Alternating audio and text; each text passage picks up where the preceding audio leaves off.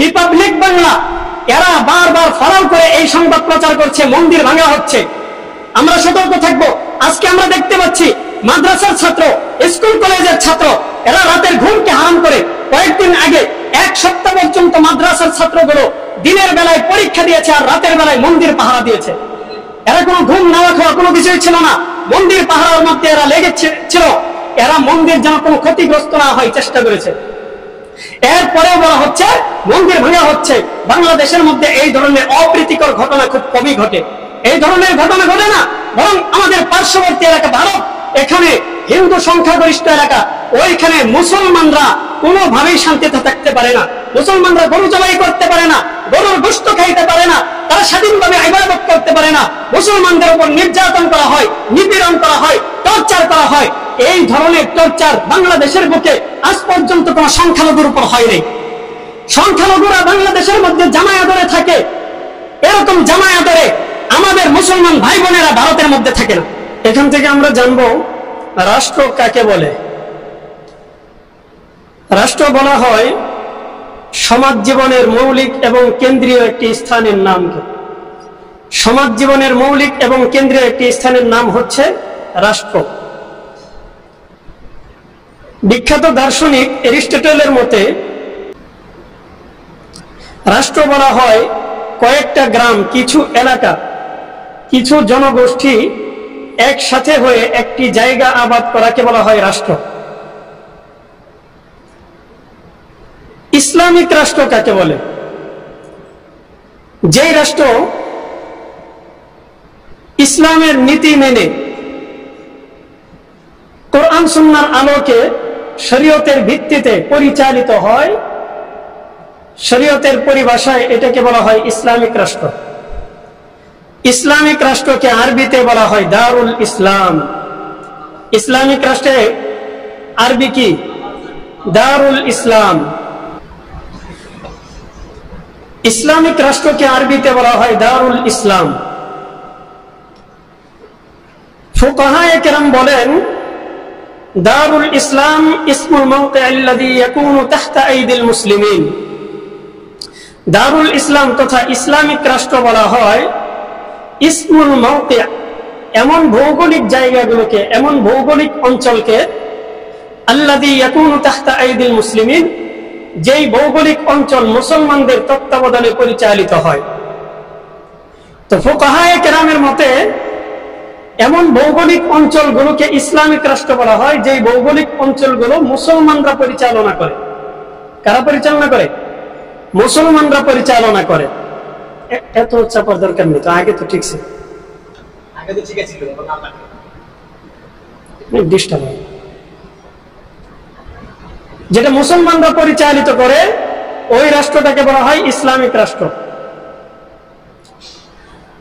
ইমাম শাফি রাহমাতুল্লাহি আলাইহি বলেন লাইসা মিন শারতি দারিল ইসলাম আন ইয়াকুনা ফিহা মুসলিমুন বাল ইয়াকফি কাউনুহা তাহতা আইদিল মুসলিমিন ওয়াল ইমাম। ইমাম শাফি রাহমাতুল্লাহি আলাইহির মতে, মনোযোগ দিয়ে শুনেন নয়তো বুঝবেন না কিছু। ইমাম শাফি রাহমাতুল্লাহি আলাইহির মতে লাইসা মিন শারতি দারিল ইসলাম, দারুল ইসলাম তথা ইসলামিক রাষ্ট্রের জন্য এটা শর্ত নয়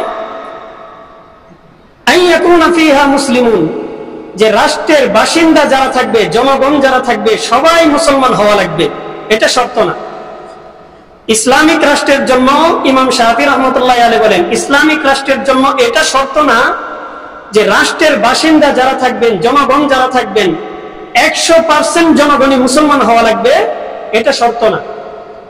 বাল ইয়াকফি কাউনুহা তাহতা আইদিল মুসলিমিন ওয়াল ইমাম, বরং ইসলামিক রাষ্ট্র হওয়ার জন্য এইটুকুই যথেষ্ট, যিনি রাষ্ট্র পরিচালনা করবেন অথবা যাদের তত্ত্বাবধানে রাষ্ট্র পরিচালিত হবে তারা মুসলমান হবেন এবং শরীয়তের ভিত্তিতে রাষ্ট্রটাকে পরিচালনা করবেন, এইটুকুই যথেষ্ট।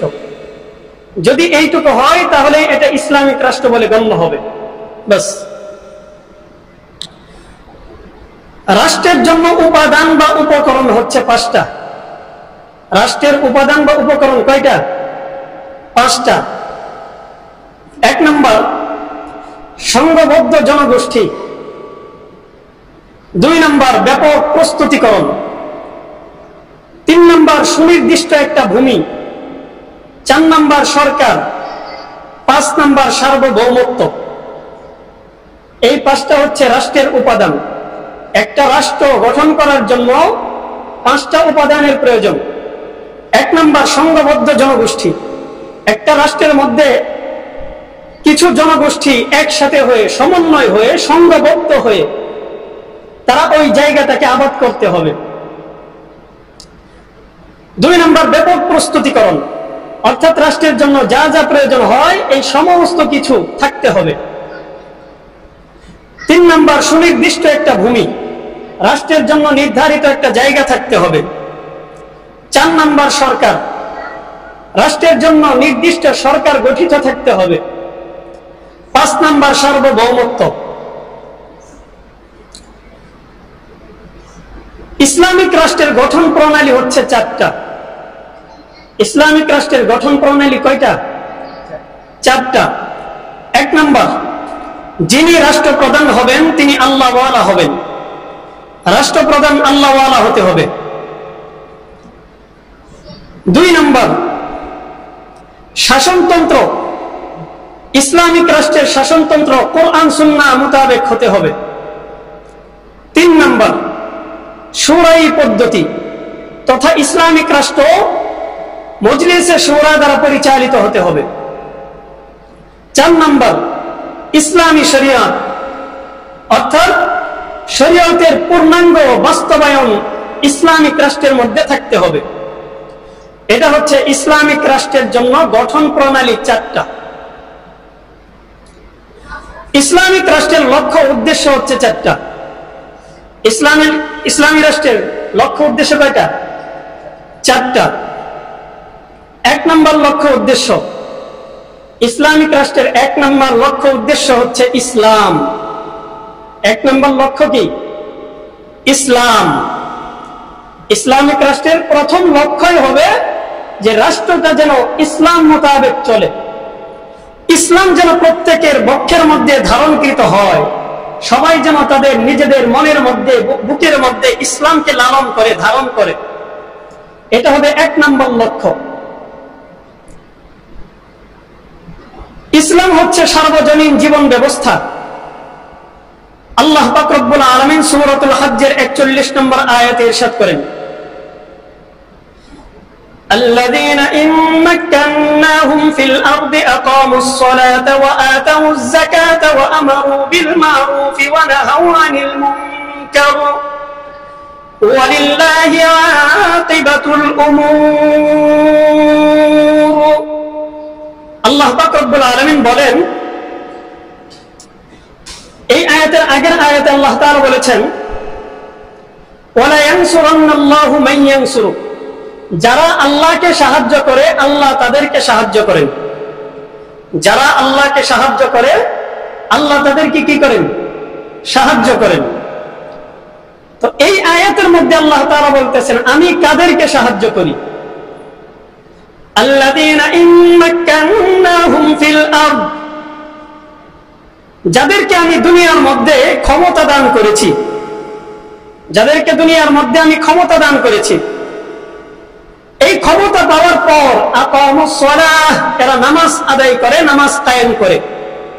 ওয়া আতাউজ যাকাত, যাকাত প্রদান করে। ওয়া আমারু বিল মারুফ, সৎ কাজের আদেশ করে। ওয়া নাহাউ আনিল মুনকার, এবং অসৎ কাজ থেকে বারণ করে।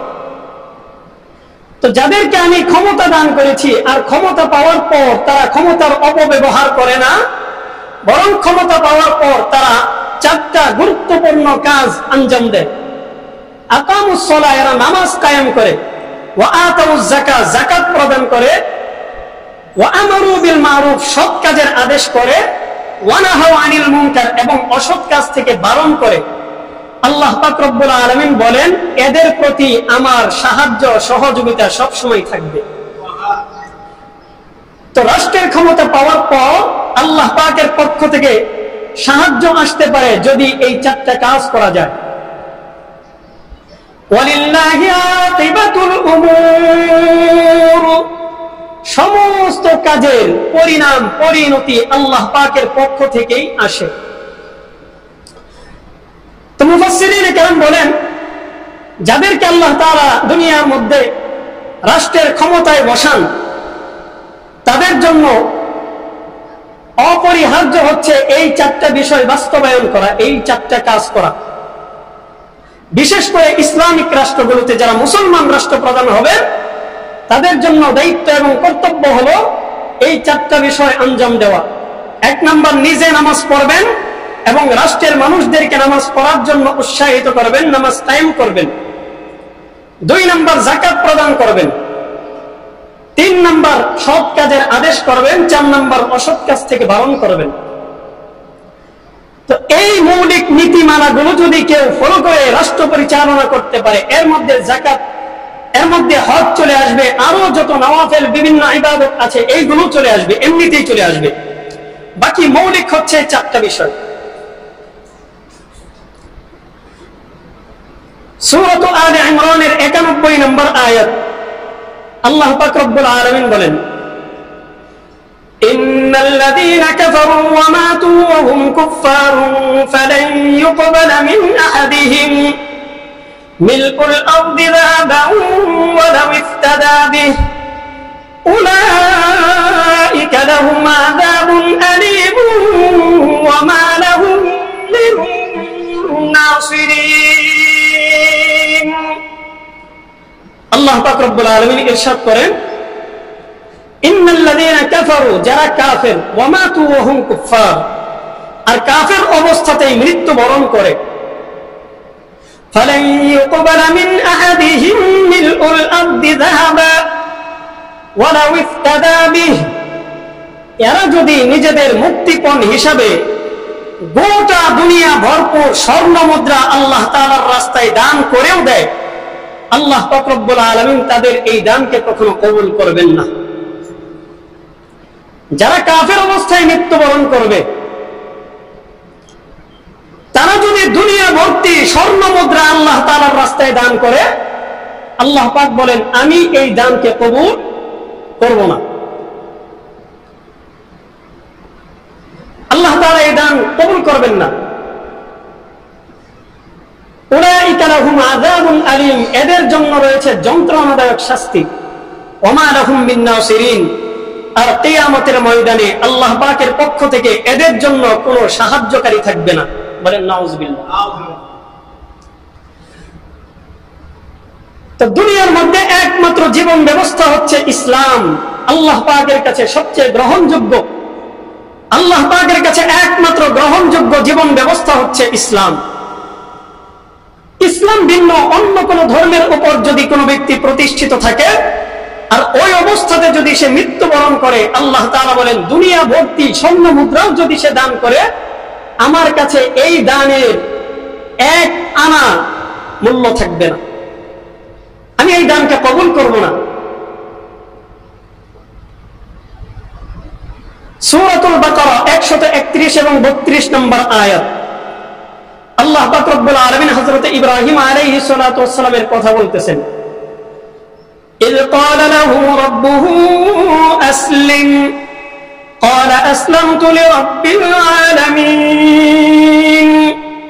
আল্লাহ তাআলা বলেন, যখন আমি তাকে বললাম, ইয ক্বালা লাহু রাব্বু, যখন তার রব তাকে বলল আসলিম, তুমি আত্মসমর্পণ করো, ক্বালা আসলামতু লিরাব্বিল আলামিন, তখন তিনি বললেন আমি রব্বুল আলামিনের জন্য নিজেকে আত্মসমর্পণ করে দিলাম।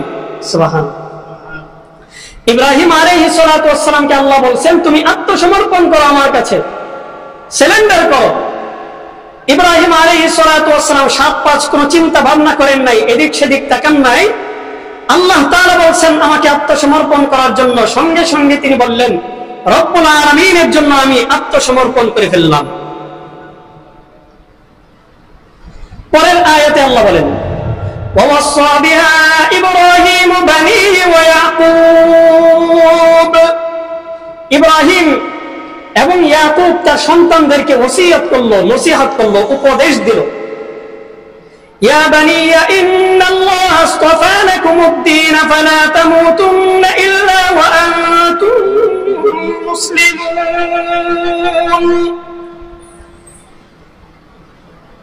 ইব্রাহিম আলাইহিস সালাতু ওয়াস সালাম এবং ইয়াকুব আলাইহিস সালাতু ওয়াস সালাম তাদের সন্তানদেরকে বললেন, ইয়া বানিয়া, হে আমাদের সন্তানগণ, ইন্নাল্লাহা আসতাফা লাকুমুদ-দীন, আল্লাহ তাআলা তোমাদের জন্য দ্বীন হিসাবে ইসলামকে মনোনীত করেছেন, নির্বাচিত করেছেন। ফালা তামুতুন্না ইল্লা ওয়া আনতুম মুসলিমুন, অতএব তোমরা মুসলমান না হয়ে মৃত্যুবরণ করিও না। তো এই আয়াতের মাধ্যমেও আমরা পাইলাম আল্লাহ তাআলা ইসলামকে আমাদের জন্য নির্বাচিত ধর্ম হিসাবে বাস্তবায়ন করে দিয়েছেন, যে ইসলাম হচ্ছে আমাদের একমাত্র মনোনীত নির্বাচিত ধর্ম। আর ইসলাম ভিন্ন অন্য কোন ধর্ম আল্লাহ তাআলার কাছে গ্রহণযোগ্য নয়। ইব্রাহিম আলাইহিস সালাতু ওয়াস সালামকে আল্লাহ বলেছেন, আমার কাছে তুমি আত্মসমর্পণ করো, ইসলাম গ্রহণ করো। সঙ্গে সঙ্গে তিনি কোনো চিন্তা ভাবনা না করে বলে দিয়েছেন যে আমি ইসলাম গ্রহণ করলাম, আল্লাহ তাআলার কাছে আমি নিজেকে সারেন্ডার করে দিলাম। তো এই আয়াতের মাধ্যমেও পাইলাম যে ইসলাম হচ্ছে আমাদের কি একমাত্র জীবন ব্যবস্থা, পূর্ণাঙ্গ জীবন ব্যবস্থা। হাদিসে পাকের মধ্যে এসেছে, যেই ব্যক্তি তিনটা গুণ অর্জন করতে পারবে ওই ব্যক্তি দুনিয়ার মধ্যেও অশান্তি থাকবে না, আখিরাতেও তার কোনো অশান্তি থাকবে না। কয়টা গুণ? তিনটা গুণ। ক্বালা রাসূলুল্লাহ সাল্লাল্লাহু আলাইহি ওয়াসাল্লাম, আল্লাহর রাসূল বলেন, যাকা তা'মাল ঈমান, ওই ব্যক্তি ঈমানের স্বাদ গ্রহণ করে ফেলল। মান রাদিয়া বিল্লাহি রাব্বা, যেই ব্যক্তি আল্লাহ তাআলাকে রব হিসাবে পাওয়ার পর সন্তুষ্ট হয়ে গেছে। আমাদের রবকে, কথা বলেন, জুড়ে বলেন, আমাদের রবকে, আল্লাহকে রব হিসাবে পাওয়ার পর যেই ব্যক্তি সন্তুষ্ট হতে পারল, আল্লাহর হাবিব বলেন ওই ব্যক্তি ঈমানের স্বাদ আস্বাদন করে ফেলল। ওয়া বিল ইসলামি দীনা, দুই নাম্বার, যেই ব্যক্তি দ্বীন হিসাবে ইসলামকে পাওয়ার পর সন্তুষ্ট, আল্লাহর হাবিব বলেন এই ব্যক্তি ঈমানের স্বাদ আস্বাদন করে ফেলল। ওয়া বিমুহাম্মাদিন সাল্লাল্লাহু আলাইহি ওয়াসাল্লাম রাসূলা, তিন নাম্বার, যেই ব্যক্তি মুহাম্মদ সাল্লাল্লাহু আলাইহি ওয়াসাল্লামকে নবী হিসাবে পাওয়ার পর সন্তুষ্ট হয়ে গেল, আল্লাহর হাবিব বলেন এই ব্যক্তি ঈমানের স্বাদ আস্বাদন করে ফেলল। তো এই তিন শ্রেণীর ব্যক্তি যারা আল্লাহকে রব হিসেবে পাওয়ার পর সন্তুষ্ট, নবী মুহাম্মদুর রাসূলুল্লাহকে রাসূল হিসেবে পাওয়ার পর সন্তুষ্ট, আর ইসলামকে দ্বীন হিসেবে পাওয়ার পর সন্তুষ্ট, আল্লাহর হাবিব বলেন এরা ঈমানের স্বাদ আস্বাদন করে ফেলেছে। এদের না দুনিয়ার মধ্যে কোনো অশান্তি থাকবে, না আখিরাতের মধ্যে কোনো অশান্তি থাকবে, এদের কোনো অশান্তি থাকবে না।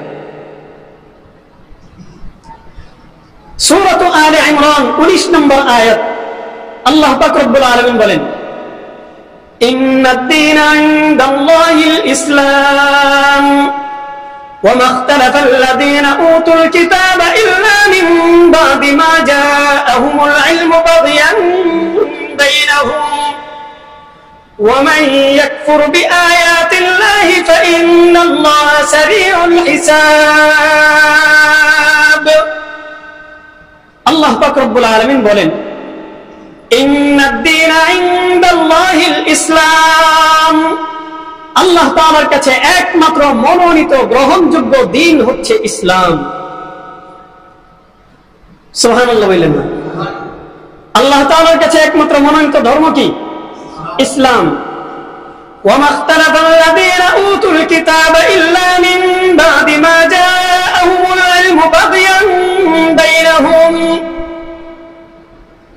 যারা নিজেদের মধ্যে বিদ্বেষবশত অহংকারের কারণে ইসলাম ভিন্ন অন্য কোন ধর্মকে ধর্ম হিসেবে মানে, নিজেদের মধ্যে বিদ্বেষের কারণে তাদের কাছে স্পষ্ট দলিল আসার পরেও, ইলম আসার পরেও কোরআন তাদেরকে বুঝিয়েছে, হাদিস তাদেরকে বুঝিয়েছে যে ইসলামই হচ্ছে একমাত্র আল্লাহ পাকের মনোনীত নির্বাচিত ধর্ম।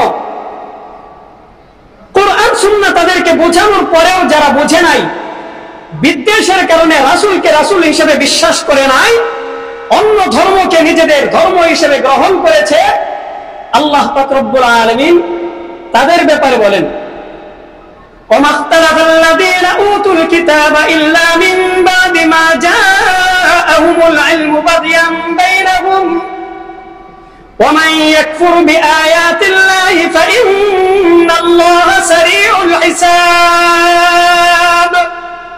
যারা আল্লাহ তাআলাকে রব হিসেবে বিশ্বাস করে নাই, মানে নাই, আল্লাহ তাআলাকে অস্বীকার করেছে, তারা যেন জেনে রাখে ইন্নাল্লাহ সারিউল হিসাব, আল্লাহ তাআলা খুব দ্রুত হিসাব গ্রহণ করবেন।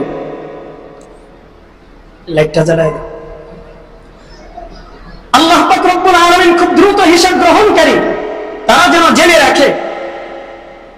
আল্লাহ পাক রব্বুল আলামিন হচ্ছেন আমাদের একমাত্র উপাস্য, একমাত্র মাবুদ, তিনি ছাড়া অন্য কোনো রব নাই। এই কথা যারা বিশ্বাস করবে না, আল্লাহ পাক রব্বুল আলামিন তাদেরকে বলতেছেন তোমাদের জন্য ভয়ঙ্কর আযাব অপেক্ষা করতেছে। তো একমাত্র মনোনীত ধর্ম কি? জোরে বলেন, একমাত্র মনোনীত ধর্ম কি? এটা কি আমি বলি না আল্লাহ বলেন? এটা কি সমাজের প্রত্যেক সেক্টরে মানতে হবে নাকি ব্যক্তি বিশেষ মানতে হবে? সমাজের প্রত্যেকটা সেক্টরেই মানতে হবে। আপনি পারিবারিক জীবনেও মানতে হবে একমাত্র ধর্ম হচ্ছে ইসলাম, সামাজিক জীবনেও মানতে হবে, রাষ্ট্রীয় জীবনেও মানতে হবে, সর্বক্ষেত্রেই আপনাকে মানতে হবে আমাদের একমাত্র ধর্ম হচ্ছে কি? ইসলাম। এটা মানতে হবে, সর্বক্ষেত্রেই মানতে হবে। ইসলামের ভিত্তি হচ্ছে 5টা বিষয়ের উপর। কয়টা বিষয়? 5টা বিষয়ের উপর হচ্ছে ইসলামের ভিত্তি। বুখারী শরীফের 7 নম্বর হাদিসের বর্ণনা ইবনে ওমর রাদিয়াল্লাহু তাআলা থেকে বর্ণিত। عن ابن عمر رضي الله تعالى عنهما قال قال رسول الله صلى الله عليه وسلم بني الإسلام على 5 شهادة أن لا إله إلا الله وأن محمد رسول الله। ইসলামের ভিত্তি হচ্ছে কয়টা? 5টা। আল্লাহর হাবিব বলেন বুনিয়াল ইসলামু আলা 5, ইসলামের ভিত্তি হলো 5টা বিষয়ের উপর। শাহাদাতি আল্লা ইলাহা ইল্লাল্লাহ, 1 নম্বর হলো এই ব্যাপারে সাক্ষ্য প্রদান করা যে আল্লাহ ছাড়া কোনো মাবুদ নাই। আল্লাহ ছাড়া কোনো মাবুদ আছে? জোরে বলেন, আল্লাহ ছাড়া কোনো মাবুদ আছে? আল্লাহ ছাড়া কোনো মাবুদ নাই, এই কথার সাক্ষ্য প্রদান করা ইসলামের 1 নম্বর ভিত্তি। ওয়া আন্না মুহাম্মাদার রাসূলুল্লাহ,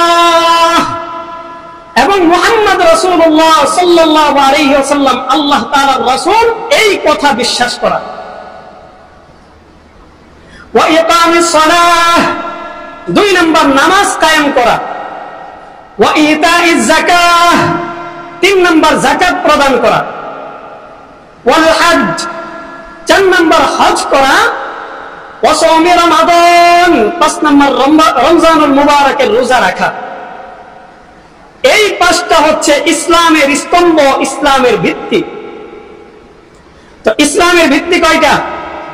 5টা। আমরা খুব সহজার্থে বলে থাকি কালিমা, নামাজ, রোজা, হজ, যাকাত। কিন্তু কোরআন হাদিসের সব জায়গার মধ্যে আকিমুস সালাহ ওয়া আতুজ যাকাত, আকিমুস সালাহ ওয়া আতুজ যাকাত, নামাজের সঙ্গে যাকাতের কথা আসছে। নামাজের সঙ্গে কিসের কথা? যাকাতের কথা আসছে। যেখানেই নামাজ সেখানেই যাকাত, যেখানেই নামাজ সেখানেই যাকাত। কোরআনের সব জায়গার মধ্যে, হাদিসের সব জায়গার মধ্যে। এই কারণে আমরা সিরিয়াল এইভাবে দিব, কালিমা অর্থাৎ তাওহীদ, আল্লাহ তাআলার একত্ববাদ, নামাজ, যাকাত, হজ, রমজানুল মুবারকের রোজা। এই 5টা বিষয় হচ্ছে ইসলামের মূল স্তম্ভ। মুসলিম শরীফের 5 নম্বর হাদিসের বর্ণনা। এই হাদিসটা অনেক সাহাবায়ে কেরাম বর্ণনা করেছেন। কানা রাসূলুল্লাহ সাল্লাল্লাহু আলাইহি ওয়াসাল্লাম বারিজান লিন-নাস, আল্লাহর রাসূল সাহাবায়ে কেরামের কাছে একবার আসলেন। আসার পর সাহাবায়ে কেরামকে নিয়ে তিনি আলোচনা করতেছেন, কথা বলতেছেন। এমত অবস্থায় ফাআতাহু রাজুলুন, একজন ব্যক্তি আসলেন। এই হাদিসের মধ্যে একজন ব্যক্তি আসলেন, এইটুকুই বর্ণনা। আসার পর ওই ব্যক্তি ফাজালাসা, আল্লাহর রাসূলের সামনে তিনি বসলেন। অন্য হাদিসের মধ্যে আসছে ফাআসনাদা রুকবাতাইহি ইলা রুকবাতাইহি ওয়া ওয়াদা কাফাইহি আলা ফাখিযাইহি, তিনি আল্লাহর রাসূলের সামনে বসলেন, হাঁটু গেড়ে বসলেন। ফাআসনাদা রুকবাতাইহি ইলা রুকবাতাইহি, তিনি তার দুইটা হাঁটু রাসূলের দুই হাঁটুর সাথে মিলায়ে বসলেন। ওয়া ওয়াদা কাফাইহি আলা ফাখিযাইহি, এবং তার দুইটা হাত তার উরুর উপর রাখলেন, এইরকম ভাবে উরুর উপর তিনি তার দুইটা হাত রাখলেন। মুহাদ্দিসিনে কেরাম বলেন তিনি হয়তোবা নিজের উরুর উপরই দুইটা হাত রাখছেন, অথবা রাসূলের উরুর উপর এইরকম ভাবে দুইটা হাত রাখছেন। তিনি এইভাবে বসলেন। ওই ব্যক্তি, তার পোশাকটা ছিল ধবধবে সাদা, মাথার চুল দাড়ি এগুলো ছিল কুচকুচে কালো, কিন্তু চেহারার মধ্যে সফরের একটা চিহ্ন ছিল। দীর্ঘ পথ তিনি সফর করে আসছেন, দেখেই বোঝা যাচ্ছিল। তো চুল দাড়ি কালো, এই কথার দ্বারা আসলে উদ্দেশ্য হচ্ছে তিনি একজন যুবক ছিলেন। ওই ব্যক্তি একজন কি ছিলেন? যুবক ছিলেন। আসার পর রাসূলের সামনে বসে, এই সুরতে বসে, তারপর রাসূলকে তিনি 4টা প্রশ্ন করলেন। কয়টা প্রশ্ন? 4টা প্রশ্ন করলেন। 1 নম্বর প্রশ্ন, মাল ঈমান ইয়া রাসূলুল্লাহ, ইয়া রাসূলুল্লাহ, ঈমান কি জিনিস? আল্লাহর রাসূল এই প্রশ্নের উত্তরে 6টা বিষয়ের কথা বললেন। কয়টা বিষয়? 6টা বিষয়ের কথা বললেন। আল ঈমানু আন তুমিনা বিল্লাহ ওয়া মালাইকাতিহি ওয়া কুতুবিহি ওয়া লিকাইহি ওয়া রুসুলিহি ওয়া তুমিনা বিল বাতিল আখির। এই 6টা বিষয় আল্লাহর রাসূল বললেন ঈমান বলা হয় তুমি আল্লাহকে বিশ্বাস করবা। কাকে বিশ্বাস করবা? আল্লাহকে বিশ্বাস করবা, এবং আল্লাহ পাকের ফেরেশতাদেরকে বিশ্বাস করবা। ওয়া কুতুবিহি, আল্লাহ পাক আসমান থেকে যত কিতাব নাযিল করেছেন এই সমস্ত কিতাবগুলোকে তুমি বিশ্বাস করবা। ওয়া লিকাইহি, আল্লাহ পাকের সঙ্গে তোমাকে একদিন সাক্ষাৎ করতে হবে, আল্লাহ তাআলার সামনে তোমাকে দাঁড়াতে হবে, এই কথার বিশ্বাস করবা। ওয়া রুসুলিহি, আল্লাহ পাকের পক্ষ থেকে প্রেরিত সমস্ত পয়গম্বরকে বিশ্বাস করবা, নবী রাসূলগণকে বিশ্বাস করবা। ওয়া তুমিনা বিল বাতিল আখির, এবং আখিরাত দিবসে আল্লাহ পাক কবর থেকে আবার পুনরুত্থান করবেন তোমাদেরকে, এই কথার বিশ্বাস করবা। এই 6টা বিষয়ের বিশ্বাসের নাম হচ্ছে ঈমান। আল্লাহ রাসূল বললেন এই যে 6টা বিষয়, এই 6 বিষয়ের বিশ্বাসের নাম হচ্ছে কি? ঈমান। এবার ওই ব্যক্তি দ্বিতীয় প্রশ্ন করলেন, মাল ইসলাম ইয়া রাসূলুল্লাহ, ইয়া রাসূলুল্লাহ, ইসলাম কি জিনিস? আল্লাহ রাসূল এই প্রশ্নের উত্তরে 4টা বিষয়ের কথা বললেন। কয়টা বিষয়? 4টা বিষয়ের কথা বললেন। এই 4 বিষয়ের উপর ইবাদত করার নাম হচ্ছে ইসলাম। 1 নম্বর, আন তা'বুদাল্লাহ ওয়া লা তুশরিকা বিহি শাইআ, একমাত্র ইবাদত করবা আল্লাহ তাআলার, আল্লাহ ছাড়া অন্য কারো ইবাদত করবা না, আল্লাহ তাআলার সঙ্গে কাউকে শরীক সাব্যস্ত করবা না। 2 নম্বর, ওয়া তুকিমাস সালাতাল মাফরুদা, ফরজ নামাজ আদায় করবা। ওয়া তুআদ্দিয়াজ যাকাতাল মাফরুদা, ফরজ যাকাত আদায় করবা। ওয়া তাসুমা রমাদান, এবং রমজানুল মুবারকের রোজাগুলোকে আদায় করবা। এই 4টা বিষয়ের উপর ইবাদত করার নাম হচ্ছে ইসলাম। তো 2 নম্বর প্রশ্নের উত্তরে আল্লাহর হাবিব বললেন, আন তা'বুদাল্লাহ ওয়া লা তুশরিকা বিহি শাইআ, আল্লাহ তাআলার ইবাদত করবা, আল্লাহ তাআলার ইবাদতের মধ্যে কাউকে শরীক করবা না। ইবাদতের একমাত্র মালিক কে? আল্লাহ তাআলার সঙ্গে অন্য কেউ শরীক আছে? এখান থেকে আমরা ওই যে বলেছিলাম একটা রাষ্ট্র, এই রাষ্ট্রের উপাদান উপকরণ হচ্ছে 5টা। 1 নম্বর সংঘবদ্ধ জনগোষ্ঠী, 2 নম্বর ব্যাপক প্রস্তুতিকরণ, 3 নম্বর সুনির্দিষ্ট একটা ভূমি, 4 নম্বর সরকার, 5 নম্বর হচ্ছে সার্বভৌমত্ব। এই 5 বিষয়ের মধ্যে 5 নম্বর যেটা সার্বভৌমত্ব, এখান থেকে আমরা সার্বভৌমত্বের আলোচনায় যাব। আল্লাহ পাক রব্বুল আলামিন তিনি সমস্ত সার্বভৌমত্বের মালিক। বলেন তো দেখি সার্বভৌমত্বের মালিক কে? আল্লাহ ছাড়া অন্য কেউ সার্বভৌমত্বের মালিক আছে? ইবাদতের মধ্যে আল্লাহ তাআলার সঙ্গে অন্য কাউকে শরীক করা যাবে? ক্ষমতার মধ্যে আল্লাহ তাআলার সঙ্গে অন্য কাউকে শরীক করা যাবে? সার্বভৌমত্বে তাকেই বলা হয়, সার্বভৌমত্ব বলা হয় যিনি সমাজের প্রত্যেকটা ক্ষেত্রে, রাষ্ট্রের প্রত্যেকটা ক্ষেত্রে, প্রতিটা বিষয়ের মধ্যে নিজের ক্ষমতার বলে তিনি যা ইচ্ছা তা করার মতো ক্ষমতা রাখেন, শক্তি রাখেন, তাকেই বলা হয় সার্বভৌমত্ব। তো সার্বভৌমত্ব যেভাবে ইচ্ছা সেভাবে পরিচালনা করা, নিজের ইচ্ছা মতো চালানো, এই ক্ষমতা আল্লাহ ছাড়া দুনিয়ার মধ্যে আর কারো আছে? আল্লাহ পাক রব্বুল আলামিন সার্বভৌমত্বের মালিক। সূরাতুল আরাফের 54 নম্বর আয়াত আল্লাহ পাক রব্বুল আলামিন বলতেছেন, ইন্না রাব্বাকুমুল্লাহু আল্লাযী খালাকাস সামাওয়াতি ওয়াল আরদা ফী 6 আইয়াম সুম্মা ইসতাওয়া আলাল আরশি ওয়া সাখখারাশ শামসা ওয়াল কমার কুল্লুন ইয়াজরি লিআজালিন মুসাম্মা। আল্লাহ পাক রব্বুল আলামিন বলেন, ইন্না রাব্বাকুমুল্লাহ, তোমাদের রব হচ্ছেন আল্লাহ। আল্লাহ পাক রব্বুল আলামিন হচ্ছেন তোমাদের রব। আল্লাযী খালাকাস সামাওয়াতি ওয়াল আরদ, যিনি আসমান জমিনকে সৃষ্টি করেছেন। ফি 6 আইয়াম, 6 দিনে। কয় দিনে সৃষ্টি করেছেন? 6 দিনে আসমান জমিনকে তিনি সৃষ্টি করেছেন। ইন্না রাব্বাকুমুল্লাহু আল্লাযী খালাকাস সামাওয়াতি ওয়াল আরদা ফি 6 আইয়াম সুম্মা ইসতাওয়া আলাল আরশ, এরপর তিনি আরশে সমাসীন হয়েছেন। ওয়া সাখখারাশ শামসা ওয়াল কমার ওয়ান নুজুমা মুসাখখারাতিন বিআমরিহি, ওয়াশ শামসা ওয়াল কমার, এবং চন্দ্র সূর্যকে তিনি সৃষ্টি করেছেন। ওয়ান নুজুম, এবং নক্ষত্র রাজিকেও তিনি সৃষ্টি করেছেন। মুসাখখারাতিন বিআমরিহি, এই সব কিছু আল্লাহ তাআলার আদেশের অনুগামী। চন্দ্র সূর্য নক্ষত্র যা কিছু আছে সবকিছু কার আদেশের অনুগামী? আল্লাহ পাকের আদেশের অনুগামী। আলা লাহুল খালকু ওয়াল আমর, আল্লাহ তাআলা বলেন সমস্ত সৃষ্টি, সমস্ত আদেশ, এই সব কিছু আল্লাহ তাআলার অধীনে। তাবারাকাল্লাহু রাব্বুল আলামিন, মহিমান্বিত আল্লাহ, তিনি রব্বুল আলামিন, জগৎ সমূহের প্রতিপালক। তো সব কিছুর মালিককে আল্লাহ পাক রব্বুল আলামিন। নবমণ্ডল, ভূমণ্ডল, আকাশ জমিন যা কিছু আছে, গ্রহ নক্ষত্র, এই সব কিছুর ক্ষমতার মালিক আল্লাহ। সূরাতুল ফুরকানের 1 এবং 2 নম্বর আয়াত আল্লাহ পাক বলেন, তাবারাকাল্লাযী নাযালাল ফুরকানা আলা আবদিহি লিয়াকুনা লিল আলামিন নাযীরা।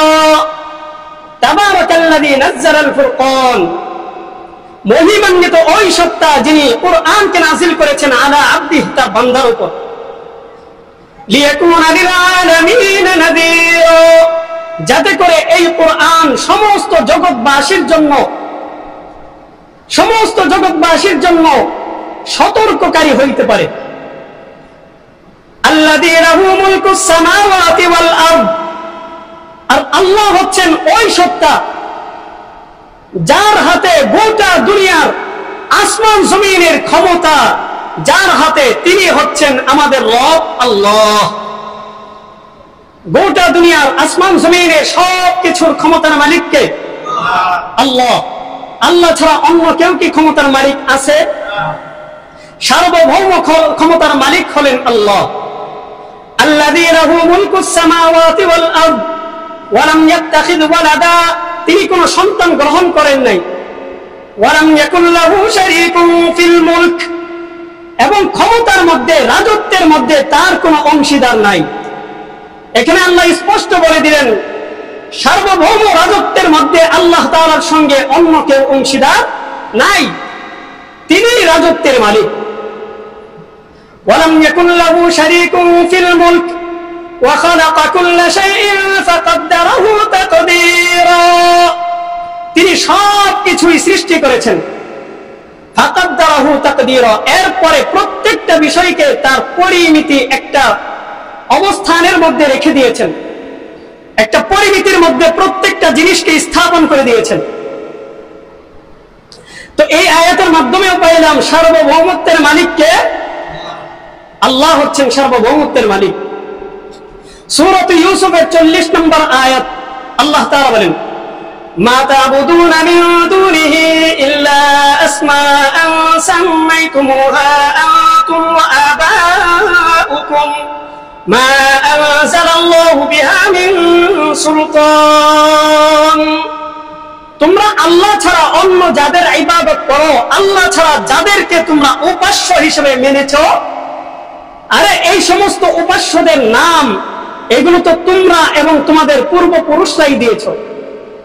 লাত, মানাত, উজ্জা, দুর্গা দেবী, মা কালী, আরো কত ধরনের দেব দেবীর নাম আছে কিনা বলেন তো দেখি। এই সমস্ত দেব দেবীর নাম কি কোরআন দিয়েছে নাকি যারা বানাইছে তারা দিছে?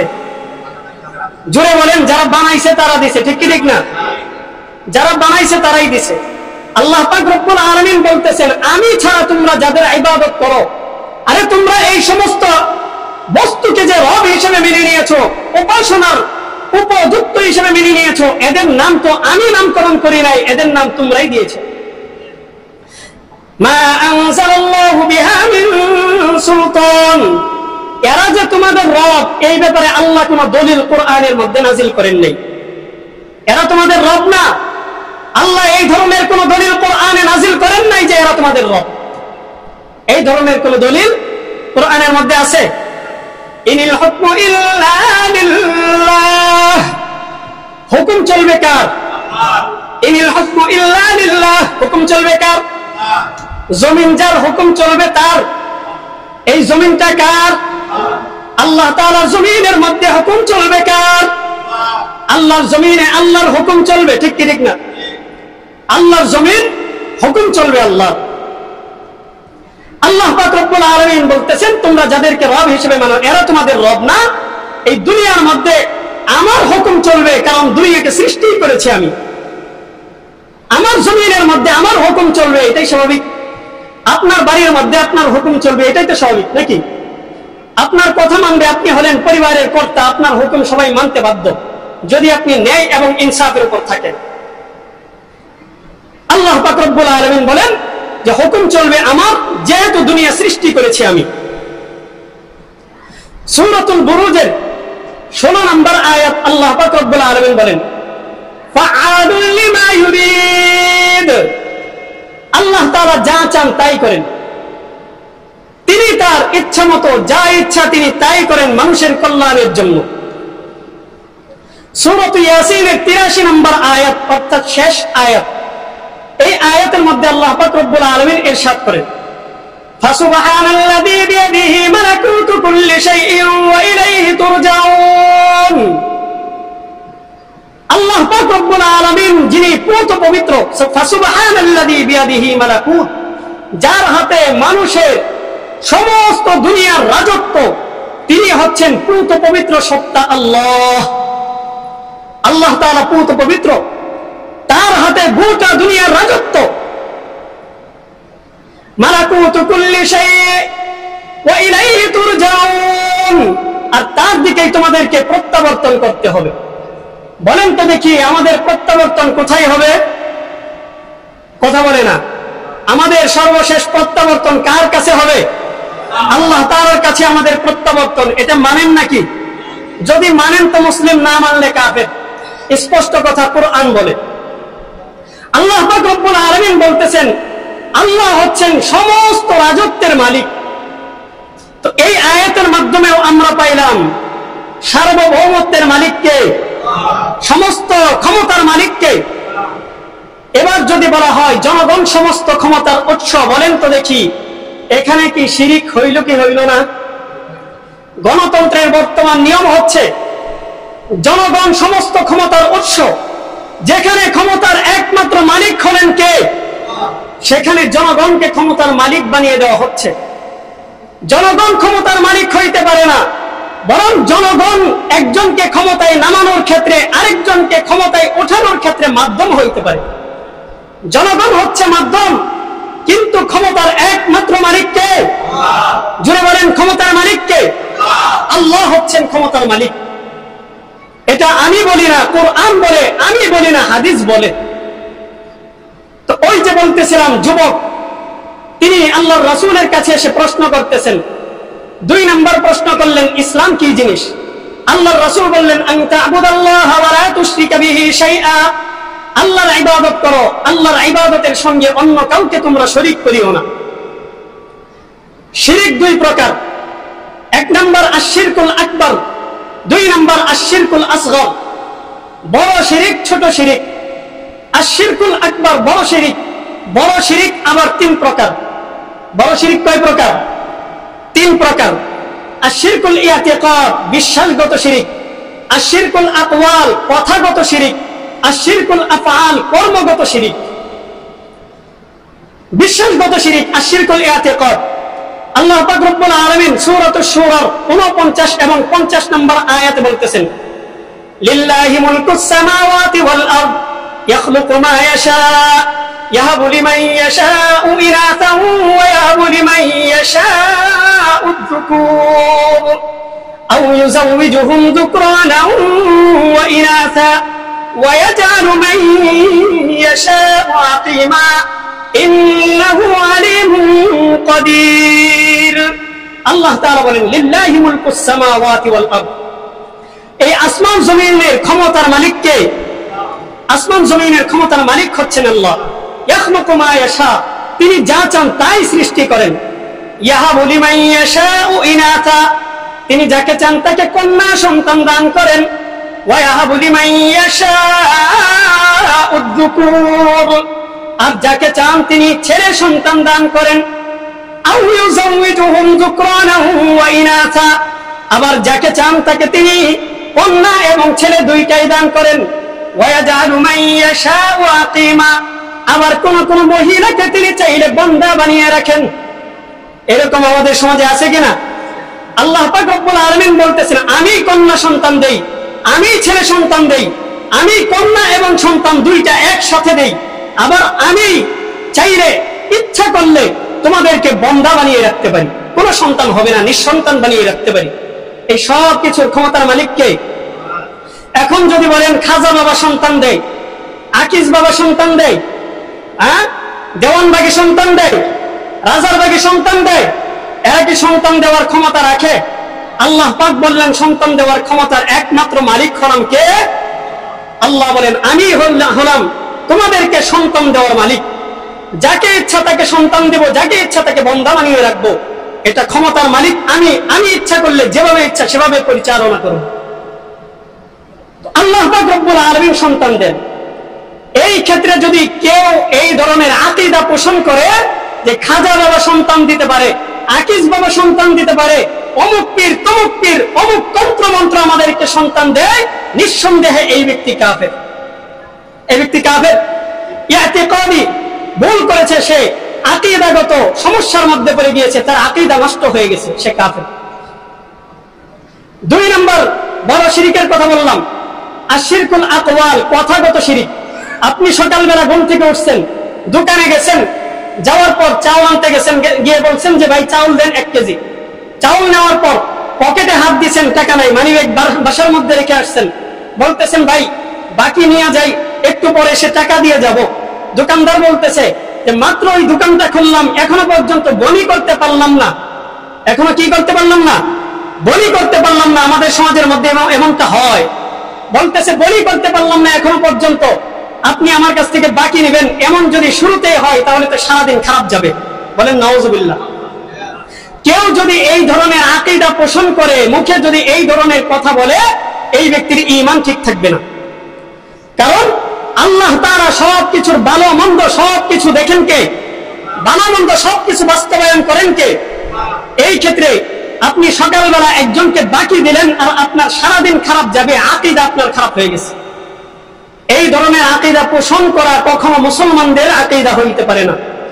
এই কারণে যাদের মধ্যে এই ধরনের চিন্তা ভাবনা আছে, সকালবেলা গাড়ি নিয়ে বের হয়েছি, প্রথমেই একজন প্যাসেঞ্জারকে বাকি নিব, কেমনে সম্ভব? এই ধরনের আকীদা যদি কারো থাকে, আল্লাহর ওয়াস্তে এইগুলো পরিহার করবেন। 3 নম্বর, আশিরকুল আফআল, কর্মগত শিরিক। সিজদার মালিককে বলেন তো দেখি, সিজদা দেওয়া হবে কাকে? আল্লাহ। শিরিকের 2 নম্বর প্রকারের কথা বলেছি, আশিরকুল আসগর, ছোট শিরিক। ছোট শিরিক হলো আপনি মনে করেন ইবাদত করছেন, নামাজ পড়তেছেন, হজ করতেছেন, যাকাত আদায় করতেছেন। হজ করেন, আপনাকে মানুষ হাজী সাহেব বলবে। আপনি যাকাত প্রদান করতেছেন, মানুষ আপনাকে বড় দানবীর বলবে। আপনি জিহাদ করতেছেন, মানুষ আপনাকে মুজাহিদ বলবে। এই ধরনের চিন্তা করে কেউ যদি লোক দেখানোর ইবাদত করে, এটা হলো শিরকুল আসগর, ছোট শিরিক। এই ইবাদত আল্লাহর কাছে কখনো গ্রহণযোগ্য হবে না। এরকম ভাবে আপনি তাহাজ্জুদের নামাজ পড়েন প্রত্যেক দিন, তো একদিন আপনি বন্ধুর সঙ্গে কথা বলতেছেন, কথা প্রসঙ্গে একবার বলতেছেন, বন্ধু আমি দৈনিক রাতের 3টার সময় তোমার বিড়ালের মেও মেও আওয়াজ শুনতে পারি, তুমি আমার বিড়ালের মেও মেও আওয়াজ শুনতে পারো, তো এতে সমস্যা কোথায়? আর তুমি কেমনেই বা আমার বিড়ালের মেও মেও আওয়াজ শুনতে পাও? এবার আপনার বন্ধু বলতেছে, বন্ধু আমি রাত্রের 3টার সময় যখন তাহাজ্জুদের নামাজ পড়ার জন্য উঠি দৈনিক, ওই সময় শুনতে পারি তোমার বিড়াল মেও মেও করতেছে। আসলে বন্ধুর বিড়াল মেও মেও করতেছে এটা শোনানোর উদ্দেশ্য না, বরং তার মৌলিক উদ্দেশ্য হচ্ছে আমি দৈনিক তাহাজ্জুদের নামাজ পড়ি, বন্ধুকে এটা জানান দেওয়া। তো এইভাবে আকারে ইঙ্গিতে কোন ব্যক্তি যদি বন্ধুকে জানান দেওয়ার চেষ্টা করে আমি অমুক ইবাদত করি, তমুক ইবাদত করি, তাহলে এটা হবে আশিরকুল আসগর, ছোট শিরিক। আল্লাহ তাআলা এই সমস্ত শিরিক থেকে বাঁচার তৌফিক দান করেন। তো যুবক প্রশ্ন করতেছেন, 3 নম্বর প্রশ্ন, মাল ইহসান, ইয়া রাসূলুল্লাহ ইহসান কি জিনিস? আল্লাহর রাসূল বলেন, আ'তাবুদাল্লাহা কান্নাকা তারাহু ফাইন লাম তাকুন তারাহু ফাইন্নাহু ইয়ারাক।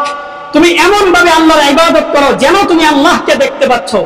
আর যদি আল্লাহকে দেখতে না পাও, তাহলে মনে রেখো আল্লাহ তাআলা কিন্তু তোমাকে দেখতে পাচ্ছেন। 4 নম্বর প্রশ্ন করলেন, মাতাসাহ, কিয়ামত কখন হবে? আল্লাহ তাআলার হাবিব বললেন, মাল মাসউলু আনহা বিআদামা মিনাস সাইল। জিজ্ঞাসিত ব্যক্তি জিজ্ঞাসাকারীর চাইতে বেশি ভালো জানে না। মানে জিজ্ঞাসিত ব্যক্তি হলাম আমি, আর জিজ্ঞাসাকারী হলা তুমি। ওই যে বলছি যুবক, এই যুবক আসলে হযরত জিবরাইল আলাইহিস সালাতু ওয়াস সালাম। তো জিবরাইল আমিনকে আল্লাহর রাসূল বলতেছেন যে তোমার চাইতে আমি বেশি ভালো জানি না, তবে মনে রাখো সাউহাদ্দিসুকা আন আমারাতিহা, কিয়ামতের কয়েকটা আলামত আমি তোমাকে বলে দেই। 1 নম্বর, তালিদাল আমাতু রাব্বাতাহা ওয়া তারাল হুফাতাল উরাতাল আলাতা রিআআশ-শাই ইয়াতাতাওয়ালুনা ফিল বুনয়ান। কিয়ামতের আলামত সমূহের মধ্যে একটা হচ্ছে এই যে বাদী তার মালিককে জন্ম দিবে, একটা আলামত। এটার ব্যাখ্যায় মুহাদ্দিসিনে কেরাম বলেন, বাদী তার মালিককে জন্ম দেওয়ার অর্থ হলো যে শেষ জামানায় এমন একটা সময় আসবে তখন মনিবের সঙ্গে বাদীর শারীরিক সম্পর্ক হওয়ার কারণে মনিবের সন্তান বাদীর গর্ভ থেকে জন্মগ্রহণ করবে। এটা একটা বিষয়। আরেকটা ব্যাখ্যা হতে পারে এই যে সন্তান জন্ম দেওয়ার পর এই সন্তানকে বাবা মা বড় করবে, লালন পালন করবে, এরপরে বিবাহ শাদী করাইবে। বউ পাওয়ার পর সন্তান বাবা মাকে ভুলে যাবে, তাদেরকে গোলাম বান্দি হিসেবে সব ধরনের কাজ করাইবে, বাবা মাকে কষ্ট দিবে, এদেরকে বৃদ্ধাশ্রমে রেখে আসবে। এটা হচ্ছে একটা উদ্দেশ্য এই হাদিস দ্বারা। তো বাদী তার মালিককে জন্ম দেওয়ার অর্থ হলো সন্তান তার বাবা মাকে বৃদ্ধাশ্রমে রেখে আসা। আরেকটা বিষয় হলো গরিব শ্রেণীর মানুষ এরা বড় বড় প্রাসাদ নির্মাণ করবে, অশিক্ষিত মানুষ এরা বড় বড় প্রাসাদ নির্মাণ করবে, বাড়িঘর নির্মাণ করবে। আল্লাহর হাবিব বলেন, এমনটা যখন তুমি দেখতে পারবা মনে রাখবা এটা হচ্ছে কিয়ামতের আলামত।